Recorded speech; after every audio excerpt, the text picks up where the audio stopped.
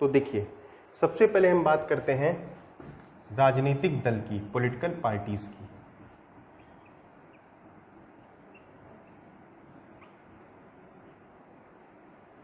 राजनीतिक दल, political parties. देखिए क्या कॉन्सेप्ट होता है पॉलिटिकल पार्टी का, क्यों जरूरी है पॉलिटिकल पार्टी का होना। एक बार तो सुप्रीम कोर्ट में एक याचिका गई और उसमें यह कहा गया था कि पॉलिटिकल पार्टीज को खत्म कर दिया जाना चाहिए। सुप्रीम कोर्ट ने उस पर्टिकुलर केस में पॉलिटिकल पार्टीज का इंपॉर्टेंस समझाया था। सुप्रीम कोर्ट ने कहा था कि जो संसदीय प्रणाली होती है, उस संसदीय प्रणाली में जो शासन करता है वो राजनीतिक दल ही करता है, यानी कि पॉलिटिकल पार्टी ही सेंटर में रहती है पार्लियामेंट्री सिस्टम में। और पॉलिटिकल पार्टीज अगर खत्म कर दी जाएं तो भारत में इलेक्टोरल प्रोसेस या जो चुनाव प्रक्रिया है वो पूरी तरीके से बाधित हो जाएगी। चुनाव कंडक्ट हो ही नहीं सकते बिना पॉलिटिकल पार्टीज के। तो इतना तो आप समझ गए होंगे कि जो राजनीतिक दल होते हैं, इन राजनीतिक दल का और इनमें जो सिंबल्स अलॉट होते हैं, इन सिंबल्स को चैलेंज किया था बेसिकली पॉलिटिकल पार्टीज को। नहीं, उन पॉलिटिकल पार्टी को जो अलॉट होते हैं सिंबल्स, इलेक्शन सिंबल्स, उनको चैलेंज किया गया था। तो सुप्रीम कोर्ट ने सिंबल्स का इंपॉर्टेंस और पॉलिटिकल पार्टी दोनों का इंपॉर्टेंस बताया था। हम बात करते हैं पॉलिटिकल पार्टीज के बारे में कि ये पॉलिटिकल पार्टीज का इनका मीनिंग क्या होता है। तो सबसे पहली बात तो ये हुई कि ये ग्रुप होता है कुछ लोगों का, ये कुछ लोगों का समूह होता है, ग्रुप ऑफ इंडिविजुअल्स। और इस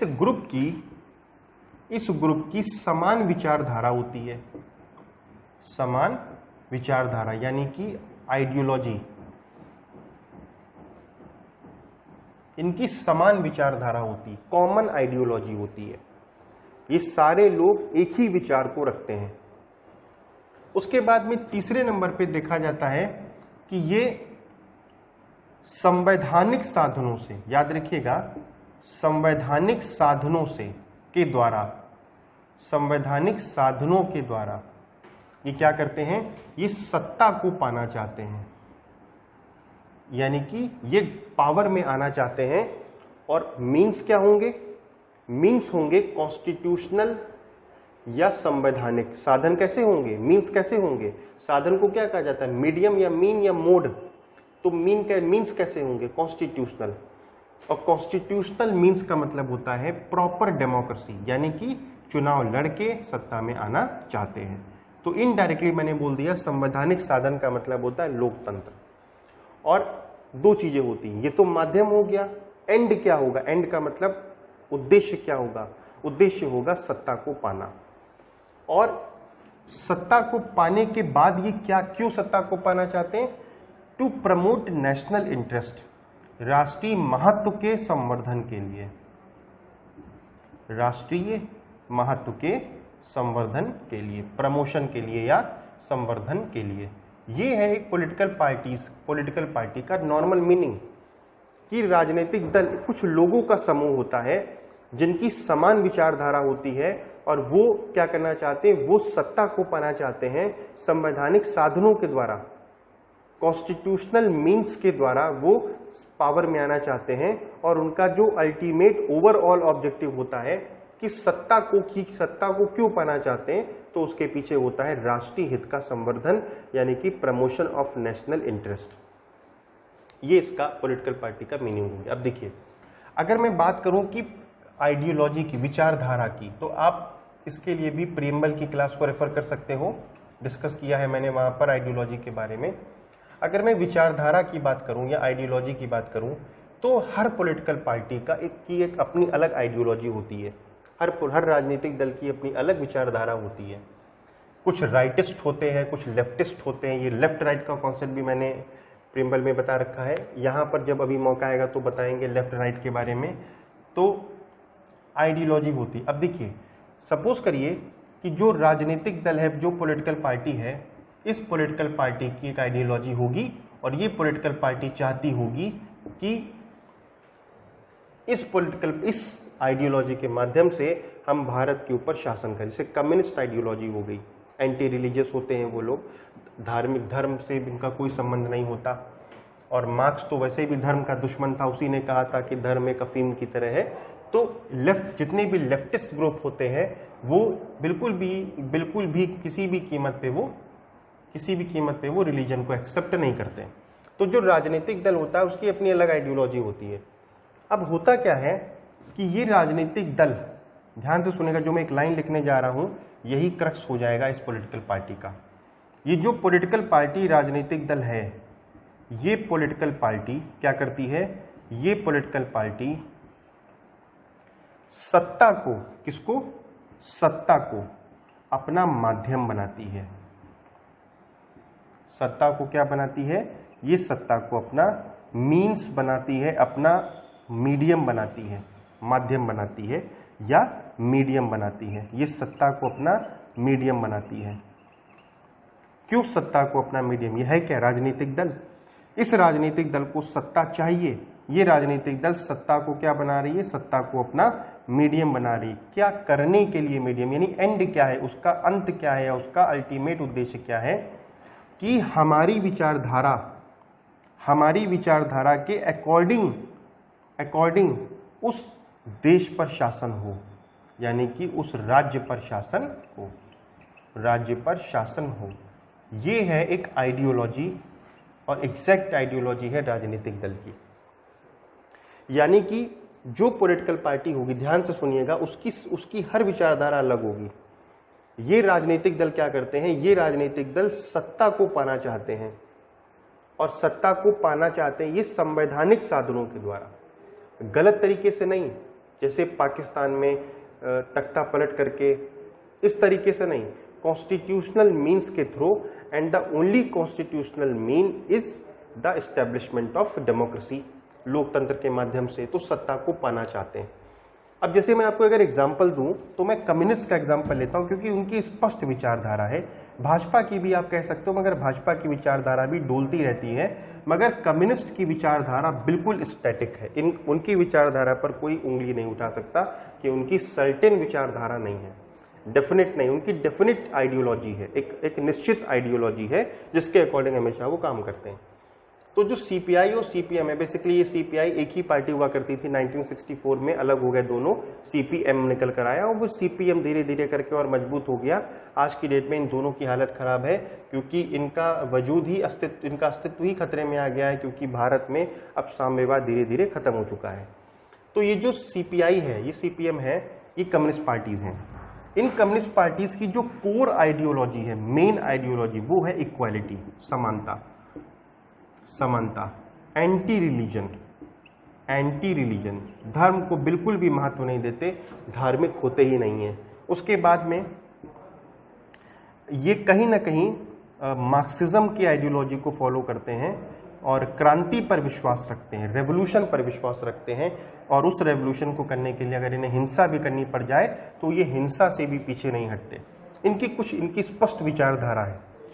अब ये जो सीपीआई है, ये सीपीआई चुनाव लड़ेगी, पूरा डेमोक्रेटिक प्रोसेस में आएगी, इलेक्शन लड़ेगी, इलेक्शन लड़के चाहेगी कि हमें सत्ता मिले, और जब सत्ता मिल जाएगी तो अपनी विचारधारा को पूरे देश पर थोपा जाएगा, पूरे कंट्री के ऊपर थोप दिया जाएगा। यानी कि ये जो पॉलिटिकल पार्टी है, इस पॉलिटिकल पार्टी, जब ये पॉलिटिकल पार्टी विधेयक लाएगी, जब ये राजनीतिक दल सदन के अंदर लोकसभा और राज्यसभा में बिल्स लाएंगे लॉ बनाने के लिए, तो उन विधेयकों में भी इनकी विचारधारा झलकेगी। जब सरकार पॉलिसी बनाएगी, एक टॉप लेवल पे पॉलिसी बनाएगी पूरे देश के लिए, या इसके ये कहिए कि पॉलिसी को इम्प्लीमेंट कराने का काम करेगी, तो उसमें भी इनकी विचारधारा झलकेगी। यानी कि जो देश पर शासन होगा, जो राज्य पर शासन होगा, वो शासन कहीं ना कहीं, उस शासन में कहीं ना कहीं इनकी विचारधारा देखने को मिलेगी। तो ये आपका, जैसे अगर मैं यहाँ पे भाजपा की बात करूं, राइटिस्ट विंग कहा जाता है उसको, और भाजपा को एक तरीके से सीधे क्योंकि वो सेकुलर को, उसकी आइडियोलॉजी में सेकुलर शब्द नहीं है, नेशनलिज्म उसकी आइडियोलॉजी में शब्द है, राष्ट्रीयता। तो भाजपा क्या करती है, अब देख लीजिए आप, जम्मू कश्मीर के मुद्दे को कांग्रेस कभी नहीं इस चीज को खत्म कर पाई, भाजपा ने आते ही खत्म कर दिया। क्यों? क्योंकि उसकी आइडियोलॉजी, उसकी विचारधारा में ये चीज थी कि हम सारे राज्यों को बराबर का दर्जा देंगे, उसके बाद में अगर आप ट्रिपल तलाक को देखो, कब से चला आ रहा था, कोई और सरकार सत्ता में, कांग्रेस ही सत्ता में थी बराबर केंद्र में, नहीं खत्म कर पाई और सुप्रीम कोर्ट ने जजमेंट दिया, जबरदस्त पैरवी हुई, उसके बाद तुरंत उसके ऊपर कानून बना के उन लोगों को पनिश करने की बात करी गई जो लोग ट्रिपल तलाक आप अभी भी फॉलो करेंगे। आप राम मंदिर को देख लीजिए, उसका शिलान्यास हो गया इसी बीजेपी की गवर्नमेंट में, आगे चलकर यूनिफॉर्म सिविल कोड आएगा। यूनिफॉर्म सिविल कोड आने से तो ये बिल्कुल पक्का मान लीजिए कि तो वो तो किसी भी तरीके से ये कहा ही नहीं जा सकता कि फिर उसमें किसी भी रिलीजन को इम्पोर्टेंस या किसी भी रिलीजन को ज़्यादा वेटेज मिलेगा। उसके बाद में जनसंख्या नियंत्रण कानून की बात की जा रही है, पॉपुलेशन कंट्रोल लॉ की बात की जा रही है। तो ये सब क्या है, ये उसकी आइडियोलॉजी में है। और ये जो आपने लास्ट पॉइंट लिखा है, ये पूरा क्रक्स है राजनीतिक दल का। राजनीतिक दल को सत्ता चाहिए, सत्ता उसकी जो सत्ता जब वो सत्ता में आएगी, पावर में आएगी, तो बिल्स लोकसभा में वो ताकतवर होगी तभी तो पावर में आएगी। तो बिल्स वगैरह पर उस आइडियोलॉजी, वो आइडियोलॉजी झलकेगी, ग्लिम्स दिखाई पड़ेगा। उस जो पॉलिसीज वगैरह बनी है उन पर भी वो आइडियोलॉजी दिखाई पड़ेगी, दर्शेगी, दिखाई पड़ेगी। इसका मतलब ये हो गया कि राजनीतिक दल सत्ता को अपना माध्यम बनाते हैं, सत्ता को अपना मीडियम बनाते हैं। किस लिए?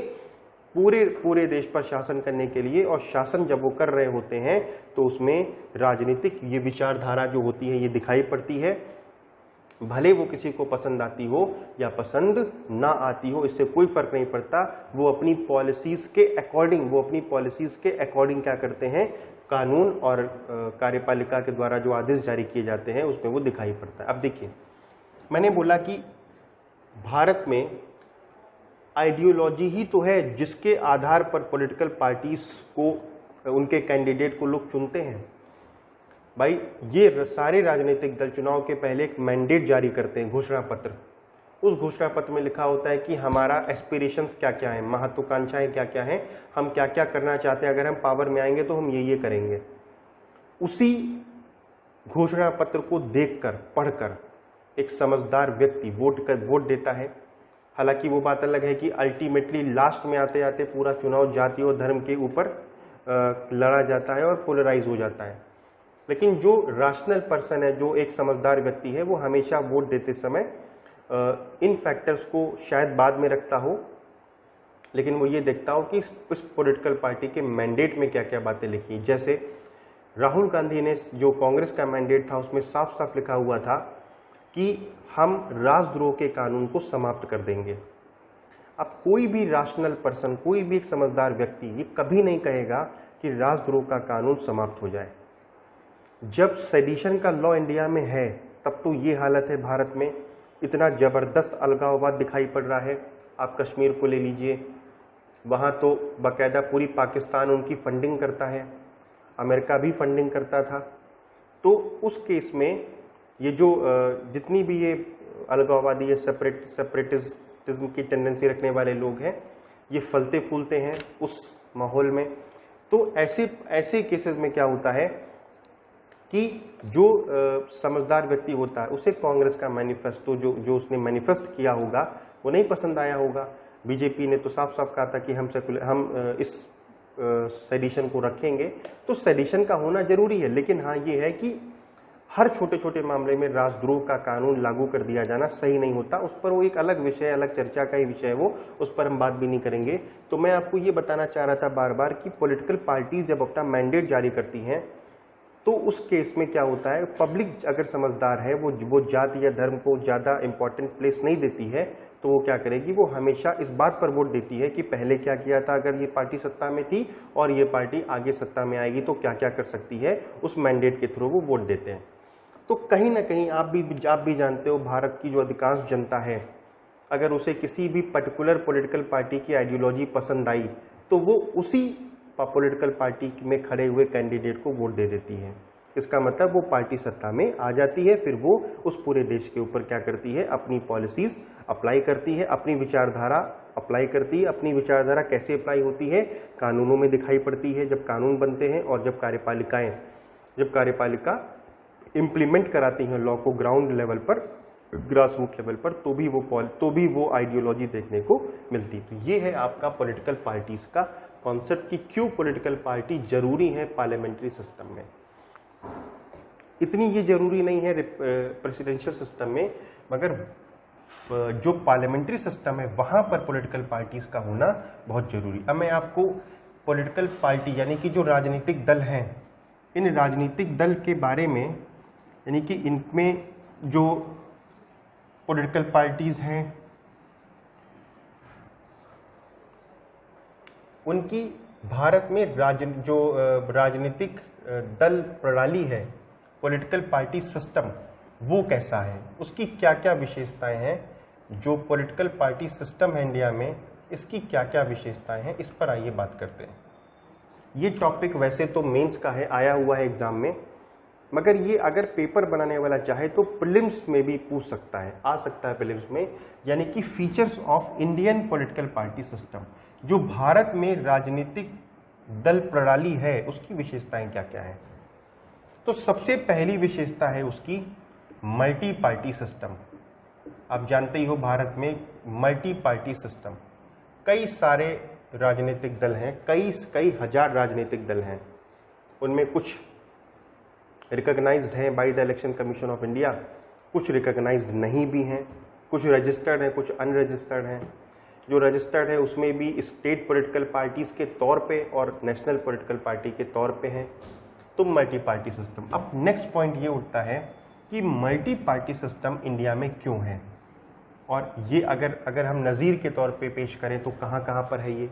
मोटे मोटे तौर पे देखा जाए तो फ्रांस में दिखाई पड़ेगा आपको, इटली में दिखाई पड़ेगा, लेकिन अमेरिका और ब्रिटेन में 2 पार्टी सिस्टम दिखाई पड़ेगा, और चाइना में तो सिंगल पार्टी सिस्टम दिखाई पड़ेगा। यहाँ पे हम लोगों ने मल्टी पार्टी सिस्टम को अडॉप्ट किया। इसके पीछे रीज़न क्या था? इसके पीछे रीज़न ये था कि एक तो बड़ा आकार था देश का, दूसरे नंबर पे जो सबसे इंपॉर्टेंट पॉइंट है वो है डाइवर्सिटी, भिन्नता। डाइवर्सिटी, भिन्नता, कैसी कैसी डाइवर्सिटी? कल्चरल डाइवर्सिटी, सांस्कृतिक भिन्नता, लिंग्विस्टिक डाइवर्सिटी, भाषाई, रिलीजियस डाइवर्सिटी, धार्मिक, जातीय डाइवर्सिटी, कास्ट के बेसिस पर, नस्लीय डाइवर्सिटी, रेस के बेसिस पर। तो भारत में कई तरह की वैविध्य है। उस वैविध्य के कारण, यानी कि इस वजह से इस मल्टी पार्टी सिस्टम, क्योंकि आप अगर देखिए तो कई राजनीतिक दल भारत में ऐसे हैं जो रिलीजन के दम पर बने, रिलीजन के दम पे फूल रहे हैं, फल रहे हैं, जो कास्ट के नाम पर वोट मांग रहे हैं, जो लैंग्वेज, साउथ में कई पॉलिटिकल पार्टीज ऐसी हैं जो लैंग्वेज के नाम पे बन गई। यानी कि भारत में जो डाइवर्सिटी है ये एक बड़ा फैक्टर है मल्टी पार्टी सिस्टम होने का। तो एक तो बड़ा आकार हो गया, एक समाज में वैविध्य जो है ये एक इम्पॉर्टेंट रोल प्ले कर रहा है। तो इन 2-3 कारणों के वजह से हमारे यहाँ हम लोगों ने क्या किया, मल्टी पार्टी सिस्टम को अडॉप्ट किया था। उसके बाद दूसरी विशेषता क्या है? दूसरी विशेषता ये है single party rule. Single party rule, अब देखिए ये जो सिंगल पार्टी रूल का कॉन्सेप्ट है ये क्या, ये बेसिकली इसलिए है क्योंकि आप जानते ही हो कि काफी सालों तक 77 तक तो कंप्लीट कांग्रेस का राज था। 77 में मोरारजी देसाई की सरकार बनी, 2 साल भी नहीं चल पाई, फिर गिर गई। उसके बाद फिर कांग्रेस आ गई, फिर इंदिरा गांधी, उसके बाद राजीव गांधी, कांग्रेस रही।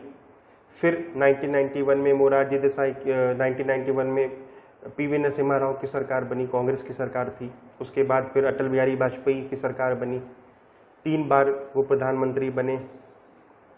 उसके बाद में 13 दिन 13 महीने फिर पूरे 5 साल चलाए, 1999 से 2004 तक। 2004 के बाद फिर 5 साल के लिए कांग्रेस की सरकार बनी, उसके बाद फिर 5 साल के लिए कांग्रेस की सरकार बनी।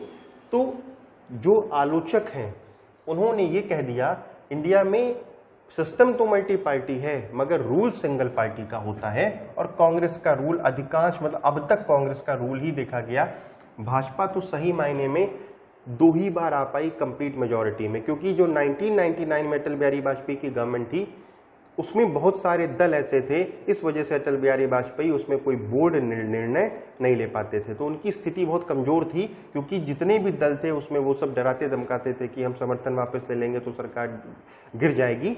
तो सही मायने में वो कोalition यानी कि गठबंधन की सरकार थी। और अब जो बीजेपी आई है 2014 से 19 और 19 के बाद, ये कह सकते हैं कि आप हाँ अब थोड़ा सा चेंज आया है इंडियन पॉलिटिकल पार्टी सिस्टम की जो प्रणाली है उसमें, तो सिंगल पार्टी रूल हो गया। तीसरे नंबर पे जो इलेक्शंस होते हैं भारत में, जो चुनाव होते हैं, वो कहीं ना कहीं ट्रेडिशनल फैक्टर्स पे आज भी हो रहे हैं, पारंपरिक कारकों पर आज भी हो रहे हैं। जैसे इसमें क्या एग्जांपल है, जैसे एग्जांपल के तौर पे हिंदुओं के लिए पोलराइज करने के लिए आपने देखा होगा हिंदू महासभा का गठन हुआ था, मुसलमानों को पोलराइज करने के लिए मुस्लिम लीग बनी, उसके बाद ऑल इंडिया जो मुस्लिमीन यानी कि ओवैसी की जो पार्टी है AIMIM वो भी बनी मुसलमानों के लिए एक जगह पोलराइज करने के लिए। उसके बाद में अगर आप दलितों की बात करेंगे, पिछड़ों की बात करेंगे, उसके लिए समाजवादी पार्टी पिछड़ों के लिए आई, और दलितों के लिए बहुजन समाज पार्टी आप जानते ही हो, वो तो नेशनल पॉलिटिकल पार्टी के तौर पे रजिस्टर्ड है आज की डेट में। तो भारत में जो ट्रेडिशनल फैक्टर जैसे जाति के आधार पर इलेक्शन हो जाते हैं, कभी कभी धर्म के आधार पर, और साउथ में तो भाषा एक बहुत इंपॉर्टेंट फैक्टर है। AIDMK, DMK, तेलुगु देशम, ये सब भाषा के आधार पे बन गई। तो भारत में जो चुनाव की व्यवस्था है वो पारंपरिक कारकों पर ज़्यादा आधारित है। आज भी हम लोग इन सब चीज़ों से बाहर नहीं हो पाए हैं। हम कितना भी कहें कि हम विकास के नाम पर वोट देंगे, डेवलपमेंट के नाम पर वोट देंगे, लेकिन चुनाव आखिर में धर्म और जाति के बेसिस पर ही लड़ा जाता है, वो पलट जाता है। चौथे नंबर पे अगर बात की जाए तो भारत की जो पॉलिटिकल पार्टी सिस्टम है उसमें डिफेक्शन बहुत ज़्यादा है। डिफेक्शन का मतलब होता है दल बदल, स्प्लिट है, स्प्लिट का मतलब होता है टूट, मर्जर है, पॉलिटिकल पार्टी दो पॉलिटिकल पार्टी मर्ज हो जाती हैं, आपस में टूट जाती हैं, दल बदल होता है। तो ये सारी चीज़ें भी हमारे पॉलिटिकल पार्टी सिस्टम में बहुत ज़्यादा दिखाई पड़ती हैं, और इनको रोकने के लिए तो बाकायदा 1985 में एंटी डिफेक्शन लॉ लाया गया, दल बदल विरोधी कानून लाया गया, उसके बाद भी ये केसेस कम नहीं हुए। उसके बाद में 5वें नंबर पे देखा गया कि क्षेत्रीय पार्टीज का उद्भव, इमरजेंस ऑफ क्षेत्रीय पार्टी का उद्भव, इमरजेंस ऑफ रीजनल पार्टीज, क्षेत्रीय पार्टीज का उद्भव। जो क्षेत्रीय पार्टी होती हैं ये पूरी तरीके से लोकल मुद्दों पर इलेक्शन लड़ती हैं, लेकिन जो राजनीतिक पार्टी जो आपकी क्षेत्रीय राजनीतिक पार्टीज हैं, इनका जो गठन होता है वो पक्का ये मानकर चलिए या तो लिंग्विस्टिक भाषा के आधार पर होगा, या कास्ट के आधार पर होगा, या रिलीजन के आधार पर होगा, या कोई और कारण हो सकता है जो सुटेबल होगा वहां पे रहने वाले लोगों के लिए, उस पर ये चुनाव लड़ेंगे। तो रीजनल जो इलेक्शंस, मतलब जो लोकल चुनाव होते हैं जैसे विधानसभा वगैरह के, तो वो लोकल मुद्दों पर लड़े जाते हैं। लेकिन जब आप बात करेंगे नेशनल की, संसद के चुनाव की बात करेंगे, लोकसभा की, तो वो राष्ट्रीय मुद्दों पर, नेशनल इश्यूज पर लड़े जाते हैं। लेकिन जो रीजनल पार्टीज होती हैं इनका गठन इसी आधार पर होता है, क्योंकि अगर आप देखेंगे जितनी रीजनल पार्टीज है उसमें से मैक्सिमम रीजनल पार्टी, क्षेत्रीय दल इन्हीं के आधार पर बने हुए हैं। कई तो क्षेत्र की राजनीति, जैसे मैं आपको बात करूं, शिवसेना 1966 में शिवसेना का गठन किया गया था, और इसका उद्देश्य ही था पार्टी का कि जो महाराष्ट्र के जो कारखाने में पहले जो साउथ वालों का कब्जा था उन्हें मार मार के भगा दिया गया बाला साहेब ठाकरे की अध्यक्षता में। उसके बाद में जो गुजराती था उसको भगा दिया गया। उसके बाद में फिर जो वहाँ पे बिहारी और यूपी नॉर्थ इंडिया का था उसको वहाँ पे मार मार के भगाया जाता है। तो इनकी जो पॉलिटिकल पार्टी है, ये एक तो पहली बात तो कि ये हिंदुत्व की बात करती थी खुल के, जब तक उद्धव ठाकरे से पहले, यानी जब ये गठबंधन नहीं हुआ उसके पहले की बात है। दूसरे नंबर पे ये क्या करती थी, ये रीजनलिज्म पर इलेक्शन लड़ती थी, और ये बनी ही क्षेत्रवाद के आधार पर है, रीजनलिज्म के आधार पर है। तो एक तरीके से देखा जाए ये सारे फैक्टर्स जो हैं ये कहीं ना कहीं बाधा होते हैं ग्रोथ एंड डेवलपमेंट के लिए। तो अब मैं अगर आपको रीजनल पार्टी की बात करूं, कई बार ऐसा हुआ कि जो छोटे छोटे क्षेत्रीय दल थे, भाई लोकसभा के इलेक्शन में किसी भी, ऐसा कई बार हुआ कि लोकसभा के चुनाव में किसी भी पॉलिटिकल पार्टी को स्पष्ट बहुमत नहीं मिला, किसी भी पार्टी को स्पष्ट बहुमत नहीं मिला। तो क्या होता था, फिर जोड़ गांठ की जाती थी। कुछ क्षेत्रीय राजनीतिक दल किसी को सपोर्ट करते थे, कुछ किसी को सपोर्ट करते थे, तो सरकारें बनती थी। तो क्षेत्रीय राजनीतिक दलों का उद्भव यानी इमरजेंस बहुत तेजी से देखने को मिला। और मैं आपको अगर एग्जांपल दूं तो 1984 में जब इलेक्शन हुए थे लोकसभा के, जब राजीव गांधी के नेतृत्व में कांग्रेस थी, इंदिरा गांधी की हत्या हुई थी, तो उसमें आप सोच लीजिए कि जो तेलुगु देशम पार्टी है, ये विपक्ष में सेकंड लार्जेस्ट पार्टी बनकर आई थी और ये स्टेट की पार्टी है। इसकी जो सीटें थी मुझे लगता है लगभग 20 के आसपास थी। ये बहुत बड़ी बात है कि उस समय जो ये पार्टी है, ये पार्टी उस समय एक विपक्ष के, सब सोचिए कि सबसे बड़ी दूसरे नंबर पे कांग्रेस के बाद में दूसरे नंबर पे सबसे बड़ी ये पॉलिटिकल पार्टी थी। तो कहीं ना कहीं तो ये देखने को इंपॉर्टेंस इसका मिल रहा है। उसके बाद में 6 नंबर पे अगर आप देखेंगे तो और क्या इसमें पॉइंट छूट रहा है, हाँ, विपक्ष, मजबूत विपक्ष का ना होना, मजबूत विपक्ष की कमी, यानी कि स्ट्रॉन्ग, आप जानते ही हो कई बार ऐसा हुआ कि अब तक हम लोग ने देखा विपक्ष यहाँ पर, और संसद की क्लास में मैंने पढ़ाया भी था विपक्ष के बारे में, तो विपक्ष मजबूत नहीं रहता है हमारे यहाँ पर, मजबूत विपक्ष की कमी, मजबूत अपोजिशन की कमी, विपक्ष लैक ऑफ स्ट्रॉन्ग अपोजिशन की कमी, मजबूत विपक्ष की कमी। विपक्ष मजबूत नहीं रहता जिसके कारण सत्ता पक्ष मजबूती से काम करता है, और कई बार ऐसा हुआ कि विपक्ष बना ही नहीं। तो ये आपका 6 पॉइंट हो गया। तो ये मोटे मोटे पॉइंट हम लोग ने देखे कि क्या क्या राजनीतिक पार्टी प्रणाली की विशेषताएं हैं और किस किस तरीके से हम इनको देख रहे हैं। उसके बाद एक और पॉइंट लिख लीजिएगा 7 नंबर पे, व्यक्ति पूजन, पर्सनालिटी कल्ट। हमने आपको ये सिखाया है एकदम स्टार्टिंग में, याद करिए, पर्सनालिटी कल्ट, व्यक्ति पूजन। कि कभी कभी क्या होता है भारत में, पॉलिटिकल पार्टी से बड़ा वो व्यक्ति हो जाता है, यानी कि पॉलिटिकल पार्टी का नाम पीछे हो जाता है और उस व्यक्ति का नाम इतना ऊंचा हो जाता है कि पॉलिटिकल पार्टी उस व्यक्ति के नाम से जानी जाती है। जैसे आज के डेट में भाजपा से भी ऊपर नरेंद्र मोदी का नाम है, एक समय था कांग्रेस के ऊपर इंदिरा गांधी का नाम था। तो भारत में इसका खतरा हमेशा मौजूद रहता है व्यक्ति पूजन का, और ये व्यक्ति पूजन की टेंडेंसी हमें कई बार देखने को मिली है अपने राजनीतिक पार्टी प्रणाली में। तो ये आपका पॉलिटिकल पार्टी सिस्टम की विशेषताएं हैं, और इनको एक बार आप रीड कर लीजिएगा तो कहीं ना कहीं आपके कॉन्सेप्ट को मजबूत तो करेंगी करेंगे। एक और लिख लीजिएगा, सत्ता की लालसा, 8 नंबर पे, लस्ट फॉर पावर, सत्ता की लालसा, मतलब सत्ता मिलने के लिए, हम सत्ता पाने के लिए हम कुछ भी कर सकते हैं, इसका वो मतलब है सत्ता की लालसा। Lust for power, lust for power, सत्ता को पाने के लिए कुछ भी किया जा सकता है। आपने देखा होगा कि जो अलायंस, कभी कभी देखिए अलायंस जो होता है 2 तरीके से होता है, गठबंधन। एक होता है विचारधारा के आधार पर, अगर 2 पार्टीज हैं, दोनों की समान विचारधारा है तो वो मर्ज हो सकती है, उन्हें दिक्कत नहीं होगी। एक होता है केवल सत्ता को हथियाने के लिए गठबंधन, जैसे सपा और बसपा का हुआ था यूपी में, पीडीपी भाजपा का हुआ था जम्मू कश्मीर में, और शिवसेना और कांग्रेस और नेशनल कांग्रेस पार्टी, राष्ट्रीय कांग्रेस जो पवार की है, उन तीनों का हुआ है, वो सिर्फ सत्ता को पाने के लिए हुआ था ताकि बीजेपी सत्ता में ना पाए। तो जब ऐसे गठबंधन होते हैं तो वो बहुत दिन तक टिक नहीं पाते, क्योंकि ऐसे गठबंधन में अब शिवसेना जो है वो मंदिर की बराबर पैरोकार रही, उधर कांग्रेस, आप जानते ही हैं कांग्रेस के वकीलों ने सुप्रीम कोर्ट में हमेशा यही कहा कि कभी वहाँ पे मंदिर था ही नहीं। तो इस तरीके की प्रॉब्लम आती, आइडियोलॉजिकल प्रॉब्लम वहाँ पर 100% आएगी, इसके कारण वो वहाँ पे सरकार गिर जाती है। तो यहाँ पे सत्ता को पाने के लिए कुछ अननेचुरल कोalition भी हुए हैं, जैसे कि बसपा और सपा का हुआ था अभी 2014 में, दोनों लोग ने आपस में, तब की दोनों एक दूसरे को, और इसका एग्जाम्पल लें तो लालू नीतीश का जो गठबंधन हुआ था वो भी बिल्कुल आइडियोलॉजी से अलग था।